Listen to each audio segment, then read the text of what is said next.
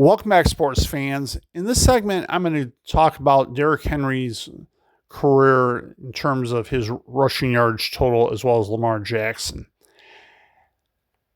I was getting curious as to where Derrick Henry was on the all-time rushing list. We know he's past 10,000 yards. He's had two 2,000-yard rushing seasons, but I got a little curious and I wanted to check the list because it's been a while since I actually did.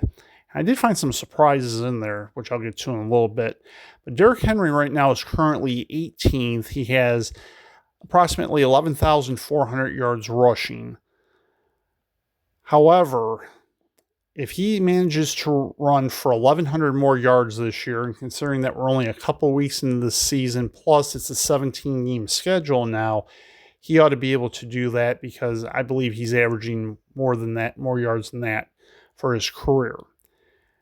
If he is able to do that, he will go all the way from 18th, and he will be in the top 10 in rushing by the end of this year, surpassing Tony Dorsett, who's 10th, roughly 1,100 yards ahead of him currently.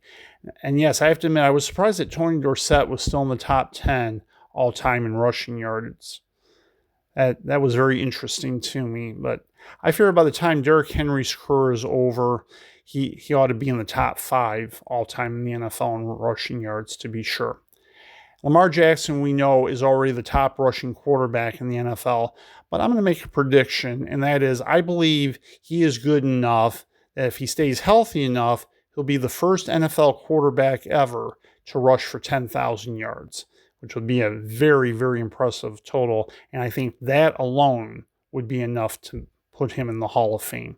Because every running back that's run for 10,000 yards, I believe, is in the football Hall of Fame, rather, not the NFL Hall of Fame, is in the Football Hall of Fame. And Lamar Jackson, I think a lot of people would agree, is already playing on a Hall of Fame trajectory pace. But if he manages to run for 10,000 yards, yeah, that's going to be something. I mean, you got to be first ballot all the way if that happens, especially if he combines it with, roughly 35,000 yards passing. It'll probably be more, to be sure. In the next segment, I will make my prediction for tomorrow's game for you. Stay tuned to the Detroit Lions tomorrow on Ed's Sports Channel.